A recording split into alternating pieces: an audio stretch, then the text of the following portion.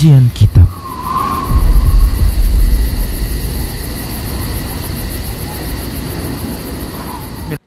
Bismillah, assalamualaikum warahmatullahi wabarakatuh.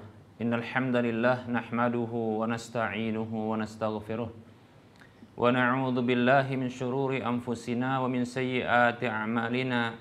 May yahdihillahu fala mudhillalah wa may yudlilhu fala hadiyalah.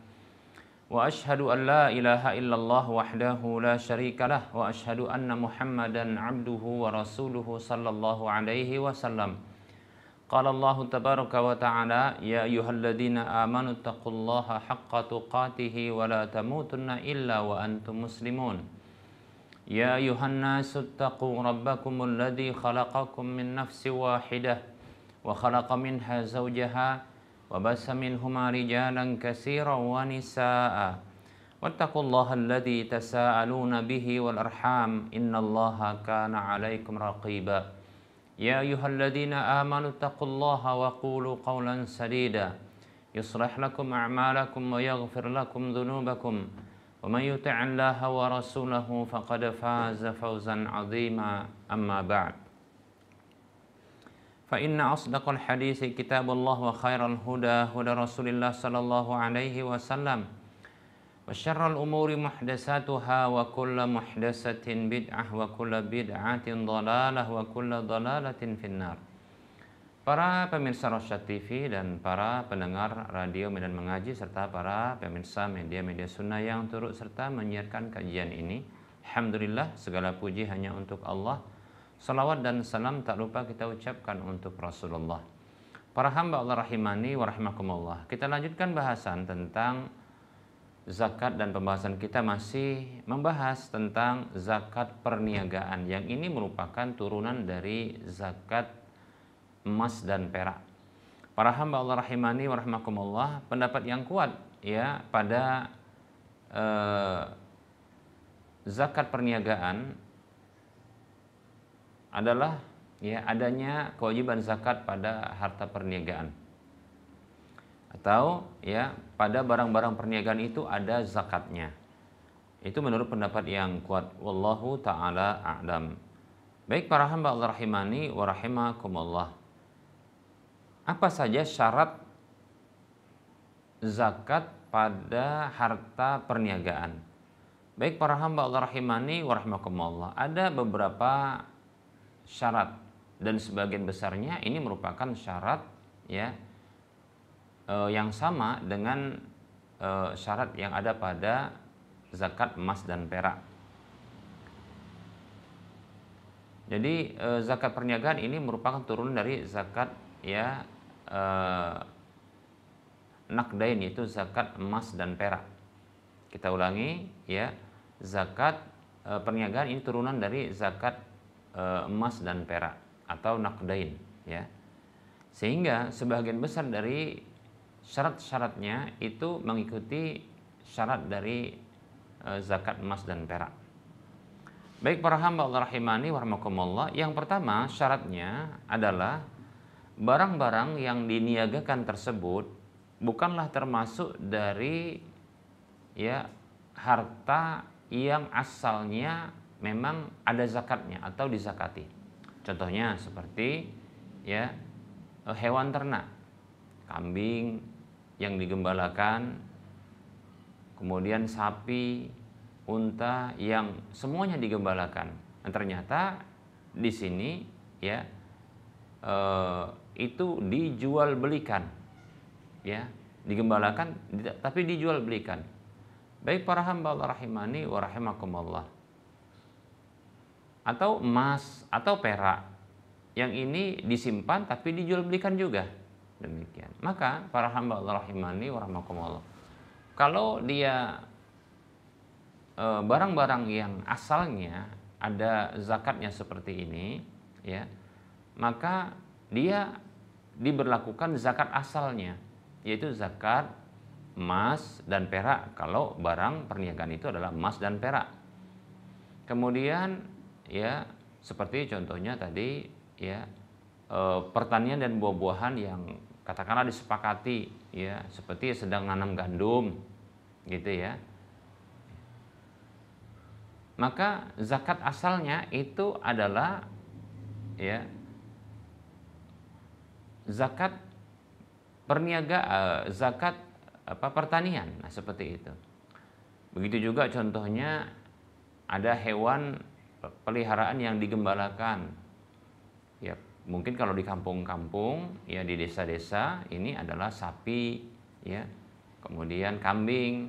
Kalau di negeri kita ya, mungkin kalau di negeri Arab, nah itu ada unta, demikian. Walaupun bisa jadi ketiga hewan ini itu termasuk yang digembalakan. Demikian. Maka asalnya walaupun nanti hewan ini diperjualbelikan, maka dia sesungguhnya termasuk kepada zakat asalnya, yaitu zakat peternakan, hewan ternak yang digembalakan. Baik, yang tentunya sudah ada zakatnya. Nah, kalau sudah ada zakatnya pada hewan tersebut, yang ngikutin zakat yang ada saja, dan nggak perlu lagi diberlakukan zakat ya perniagaan. Jadi nggak perlu dizakati lagi kalau sudah dikeluarkan zakat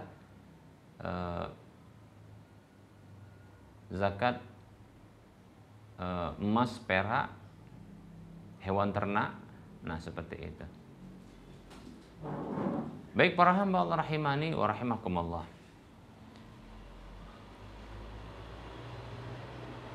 Kita kasih contoh ya, kita kasih contoh. Ada orang yang baru saja dia mengeluarkan zakat emas dan peraknya, demikian. Kemudian dia ya mengumumkan untuk dijual dengan harga tertentu emasnya. Kemudian ya setelah 1 tahun dikeluarkan pula karena 1 tahun baru lakunya gitu ya. Kemudian dikeluarkan zakat emas dan peraknya. Kemudian laku pula lah emas dan peraknya itu. Katakanlah emas tadi ya.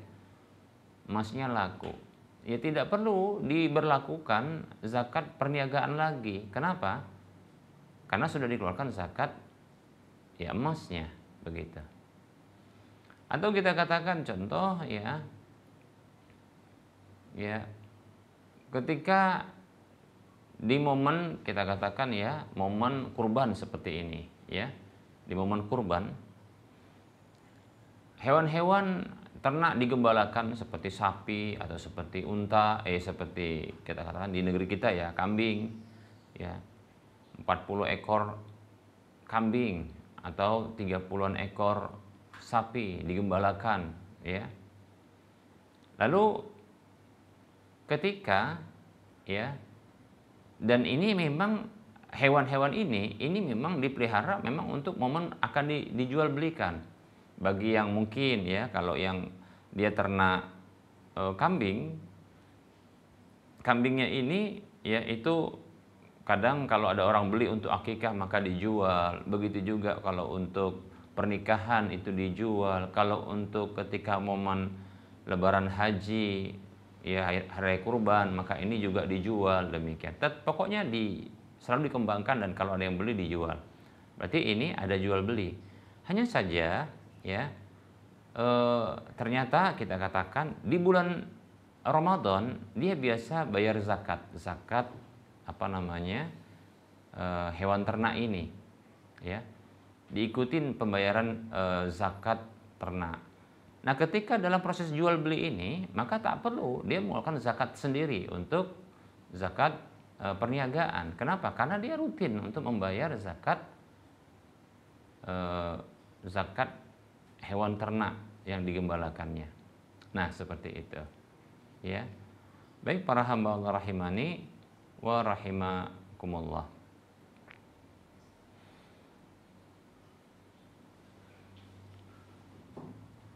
Nah, ini syarat yang pertama. Ya. Kenapa syarat ini diberlakukan? Karena tidaklah berkumpul 2 zakat sekaligus pada satu barang. Ini berdasarkan ijma' para ulama. Ya.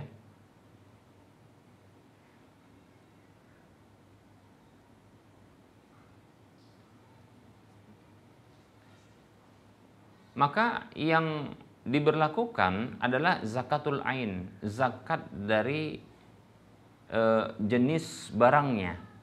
Ya. Zakat dari jenis barangnya itu yang dikeluarkan zakatnya. ketimbang zakat perniagaan. Yang ini apa saja yang diniagaan maka akan dikeluarkan zakatnya ketika sudah terpenuhi syarat-syaratnya. Dan zakat ya seperti emas, perak, kemudian hewan ternak, begitu juga pertanian dan buah-buahan, ini sepakat para ulama dengan status ijma, ya, ada zakat padanya. Ya, berbeda dengan zakat perniagaan, para ulama masih berbeda pendapat, sehingga ya lebih kuat untuk dia diaplikasikan itu zakat yang sesuatu yang disepakati daripada zakat yang di situ ada perbedaan pendapat di kalangan para ulama. Demikian. Namun bisa jadi ya ketika seseorang dia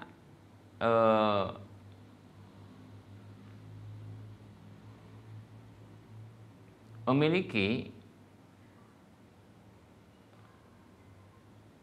barang-barang atau harta seperti emas, perak, atau katakanlah pertanian, buah-buahan, begitu juga hewan ternak, yang ternyata ini ketika diperdagangkan atau ketika dimiliki lalu diperdagangkan, itu ternyata ini nggak sampai nisabnya.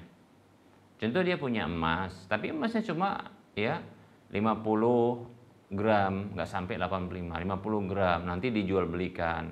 Bahkan kalau ada 5 gram saja dijual belikan, ada 10 gram dijual, kan gitu ya. Ada ya pokoknya di bawah dari ya nisab itu sudah dijual. Begitu juga hewan ya. Hewan kambing katakan begitu ya. Kambing ada 30 dijual, belum sampai nisabnya. Ya. Jangankan sekitar 30, lah 3 saja, 1 saja kalau ada yang butuh dijual, walaupun itu digembalakan sama dia. Nah begitu.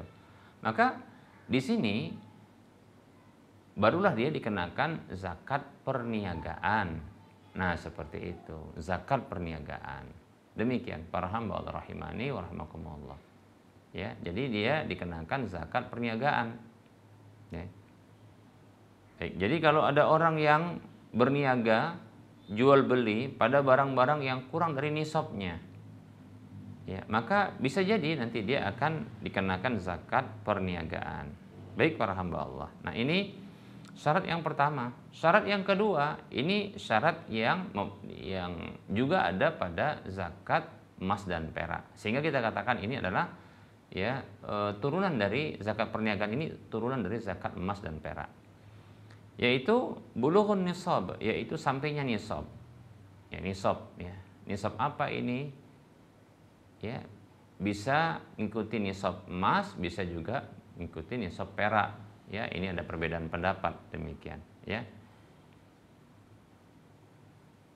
Baik, jadi nisabnya itu mengikuti nisab naqdain, yaitu emas dan perak. Tergantung nanti apakah orang tersebut berpendapat dia yang ngikutin nisab emas atau nisab perak, demikian. Jadi kalau seseorang berniaga dengan hanya modal mungkin ya sekitar 30 juta, yang itu di bawah atau kurang dari nisab emas, tapi itu sudah masuk nisab perak, dia berpendapat bahwasanya ini merupakan ya zakat perniagaan itu ngikutin nisabnya zakat perniagaan itu ngikuti nisab perak, maka berarti dia sudah masuk, demikian ya. Seperti contohnya orang yang dia jual beli sepeda motor ya, yang harga mungkin sekitar ya 20, 30 demikian ya, di antara rank itu ya, maka berarti sudah masuk nisabnya, demikian. Kemudian zakat syarat yang berikutnya untuk zakat perniagaan adalah dia haulanul haul ya, haulanul haul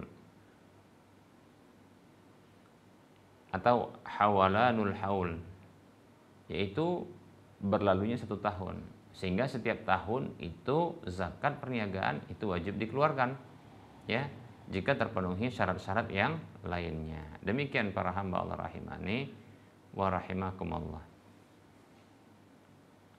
Nah, kemudian berikutnya, kapankah dianggap nisab pada zakat perniagaan itu? Ya, kapan dianggap nisab itu? Ya. Nah, di sini ada 3 pendapat para hamba Allah. Ya, pendapat yang pertama pendapat Imam Malik dan Imam Asy-Syafi'i. Kapan itu dianggap nisab? Nisabnya itu kapan dihitung dan diperkirakan, diperhitungkan? Maka menurut pendapat ini yang pertama adalah ya di akhir haul. Jadi mulai dagang itu nggak usah dihitung. Menurut pendapat Imam Malik, Imam Syafi'i nggak usah dihitung.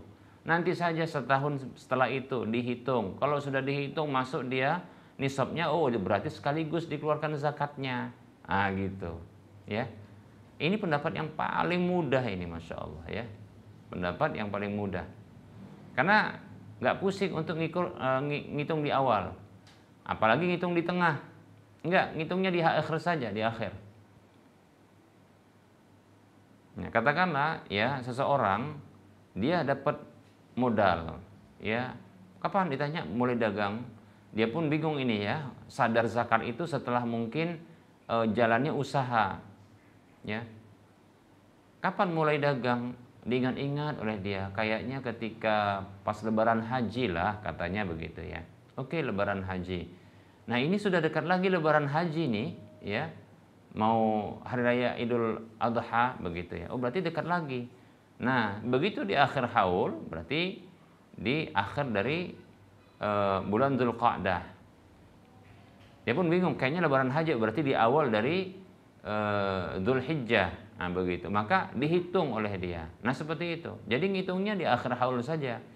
Nah, ternyata begitu di akhir haul, nah itu apa? Itu sudah sampai nisabnya. Ya, hitungan semua ini katakanlah dia untuk nisab perak ya masuk, nisab emas pun masuk. Kalau nisab emas masuk, apalagi nisab perak kan begitu, sudah keluarkan zakat. Ya, dipotong 2,5%, itu yang dikeluarkan untuk orang-orang yang berhak menerima zakat. Ini pendapat yang pertama. Pendapat yang kedua, ini pendapat jumhur ulama, mengatakan adalah di semua haul. Maksudnya apa? Maksudnya kalau nanti nisab itu berkurang, ya tiba-tiba berkurang, itu ngitung lagi, terputus dia haulnya. Jadi ngitung dari awal haul. Contoh ini, dari awal berdagang, ini modal katakanlah 200 juta. Wah, berarti kalau untuk zakat untuk dia nisab emas itu sudah masuk 200 juta. Kenapa? Oh, ini mau bisnis mobil 200 juta, demikian. Baik, berarti sudah masuk. Ya. Nah, di pertengahan jalan ternyata modal menyusut. Ya. Sampai kurang dari nisabnya. Ya. Kurang dari nisabnya. Katakanlah ya, ternyata habis. Ya. Atau berkurang dari nisabnya. Hanya modal katakanlah ya 80 juta jadinya begitu. Ya kalau sekitar itu maka terputus menurut pendapat ini. Bagi orang yang tentunya dia ngikutin nisab emas, ya. Maka terputus. Nah, demikian. Nah, ini agak repot karena nanti dikit-dikit ngitung, dikit-dikit harus hitung balik gitu ya. Ya. Selalu perhatian, ya. Memang yang paling mudah adalah pendapat yang pertama. Pendapat jumhur ini ya kita katakan agak repot dia. Karena harus ngitung terus. Ya, demikian. Kemudian ada pendapat ketiga, ini pendapat ya Imam Abu Hanifah rahimahumullah ya. Nah, ini di awal haul ngitung nisabnya. Kalau sudah masuk nisabnya maka itu dianggap awal haul. Kemudian ya setelah itu dihitung di akhir haul, apakah masih nisab atau tidak, masih dalam nisab atau di bawah nisab, begitu. Adapun fluktuatif, ya di antara awal dan akhir ini, itu tidak dihitung, jadi nggak terputus dia. Oke, katakanlah tadi orang ini berpendapat bahwasanya nisabnya nisab emas, ya nisabnya nisab emas. Kemudian di awal dagang mobil katakan ya, itu 200 juta, berarti insya Allah sudah masuk. Jangankan ya eh, jangankan ya emas, perak jelas masuk ya. Nah seperti itu. Baik, nah ternyata ada ya fluktuatif di pertengahan dari perjalanan ini, haul ini ya. Pertengahan jalan ini masih berturun dia, ada kurang, ada rugi ya. Lalu turun dia di bawah nisab, itu nggak dihitung menurut pendapat ini. Nanti hitungnya di awal, kemudian nanti hitung di akhir, nggak usah repot-repot begitu. Di akhir haul ya itu dihitung. Kalau masih dalam nisab itu yang dikeluarkan. Katakanlah 200 juta modal awalnya, insya Allah masuk nisab emas. Kemudian ternyata di akhir haul itu menjadi katakanlah 150 juta modalnya. Demikian. Ada penurunan. Bahkan penurunan sampai fluktuatif yang sampai bawah gitu ya. Oh sampai modal kami jadi 50 juta gitu ya. Maka itu nggak dihitung. Yang penting akhir haul, awal haul, akhir haul. Ini menurut pendapat Imam Abu Hanifah. Nah demikian. Kira-kira yang enak yang mana? Ya bukan milih yang enak ya kita katakan. Kita kalau bisa nyimpulkan memang yang lebih enak itu pendapat yang pertama, Imam Asy-Syafi'i dan Imam Malik demikian. Ya. Nah, seperti itu para hamba Allah rahimani wa rahimakumullah. Yang betul-betul dia repot sekali adalah ya pendapat jumhur ulama demikian. Nah, kalau saya pribadi sebenarnya ya untuk memudahkan, terkadang kan seseorang itu tidak ingat dia berapa sih modal dia gitu. Karena sadar zakatnya itu dalam perjalanan. Ya. Terkadang ketika dia diuji dengan kesulitan, ya, kemudian dia baru sadar ingat dia kepada Allah. Ingat kepada Allah, kemudian dia sholat dekat, tambah lagi dia terfikir jangan-jangan ada hak yang ada pada hartanya. Lalu oh ya zakat, lalu tanya konsultasi, ya. Maka dia wajib zakat. Ternyata ya di awal dia nggak ingat, ya. Waktunya dia kadang nggak ingat begitu ya. Kemudian apalagi modalnya, nah seperti itu kadang nggak ingat. Demikian. Oleh karena memang pendapat ya Imam Malik dan Imam Asy-Syafi'i ini lebih mudah kita katakan, ya. Baik para hamba Allah rahimani wa rahimakumullah. Nah ini barangkali yang bisa kita sampaikan, insyaallah taala pada pertemuan yang akan datang. Nah kita akan ya menjelaskan terkait dengan tata cara, ya gimana sih cara mengeluarkan zakat perniagaan dari harta perniagaan. Insyaallah taala kita akan ya kita akan bahas pada pertemuan yang akan datang, mungkin beserta dengan sedikit simulasinya. Wallahu taala alam. Ini saja barangkali yang bisa kita sampaikan. Tentunya dalam penyampaian ini banyak kekurangan dan kesalahan. Kepada Allah saya mohon ampun, dan kepada para pemirsa, para pendengar sekalian saya mohon maaf. Sebelum kita mengakhiri perjumpaan, seperti biasa kita berikan motivasi untuk berdonasi membangun Masjid Al-Muwahhidin. Yuk bagi kita yang ingin dapat sebuah rumah di surga, karena ini bangun rumah Allah ya. Kemudian yuk kita siapapun yang ingin dapat pahala 700 kali lipatnya dari apa yang kita infakkan, karena ini merupakan bentuk infak fisabilillah. Dan bagi siapapun yang ingin dapat pahala yang mengalir terus nggak berhenti, karena sesungguhnya Masjid Al-Muwahhidin ini sudah berdiri walaupun ya belum rampung, namun sudah dia dimanfaatkan untuk sholat 5 waktu, kemudian kajian-kajian ilmiah, sehingga akan mengalir pahalanya.